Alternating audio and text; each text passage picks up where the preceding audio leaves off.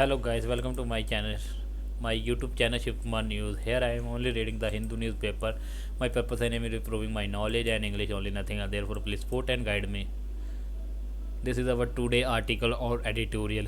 Who will apologize to the Himalayan? Article written by Tigendra Singh Panwar, former Deputy Mayor Shimla and member Kerala Urban Commission advisor to a few Himalayan think tank working on alternative model of development. Traditional practices and ethnic diversity in the Himalaya region are increasingly marginalized in favor of profit-driven initiatives. Recently, Norway Parliament issued a formal apology for its assimilation policy targeting the Sami, Karen, and Forest Finn people. This policy, known as Nor- Norwegianizations, were nor no Norwegianization implemented between the 1850s and 1960s to suppress indigenous languages and culture. Alongside the apology, the government proposed measures to address ongoing discrimination such as protecting indigenous languages and monitoring inclusion efforts starting in 2027. Although Norway has repealed discriminatory law and established symbolic rights such as a semi parliament, challenges persist. Sami language remain in danger, and indigenous groups face inequity in healthcare, education, and land right. Nordic Himalayan parallels. The experience of the Nordics and Himalayan community share some parallels. The Himalayan region spans 2,500 kilometers from Afghanistan to northeast India and contain the world's largest ice reserve after the two poles. Like the Nordics, Himalaya community face climate induced disaster and century of resource exploitation. The region is home to 52 million people from various tribes, clans, ethnicity, and religions. This include the Gadis and Kinauros in Himachal Pradesh, Lepchas, Bhutias, and Mons in Sikkim and Ladakh, and diverse groups in Arunachal Pradesh such as Abor, Akka, Apatani, and Mishmi, the Khas, Kalash, and other ethnic groups span Afghanistan, Pakistan, and Nepal. These communities have faced waves of assimilation through colonialism, post-independent nation building, and new liberal economic policies during British colonial rule. Trade and forest law impacted Himalaya community in the northeast. Its tribes were coerced into accepting colonial trade terms involving goods such as tea, gold, silk, and opium. In some regions, trade blockades devastated local economics, according to ACR.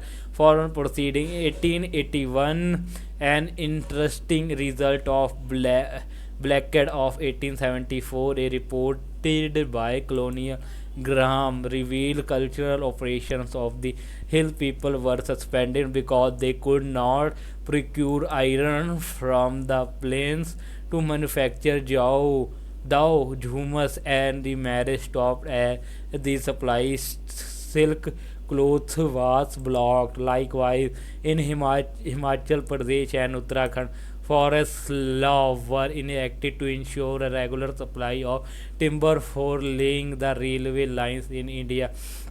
And articles in prehistory of community for forestry in India underline that between 1853 and 1910, more than 80,000 kilometers of track were laid in the subcontinent. Great chunks of forest were destroyed to meet the demand for railway sleeper. The Sal forest of Gadwal and Kumaun, for example, were failed in even to desolation after media independent. Prime Minister Narendra Modi advocate for respecting tribal way of life. Mr. Nehru pointed out, I am not at all sure which is the better way of living, the tribes or on. In some respect, I am quite certain there is better. Therefore, it is grossly presumptuous on our parts of approach them with an air of superiority or to tell them what to do or not to do. There is no point is trying to make them a second rate copy of ourselves. This humanistic approach influenced policies for about 15 years. However, by the fifth and sixth 5-year plan, rapid resources exploitation in tribal regions began to disrupt local ecosystems and culture. The 1919 marked a significant shift in Himalaya governance. Unlike other Indian states which had some industrial base, Himalaya state emerged due to geographical and multi-ethnic consideration.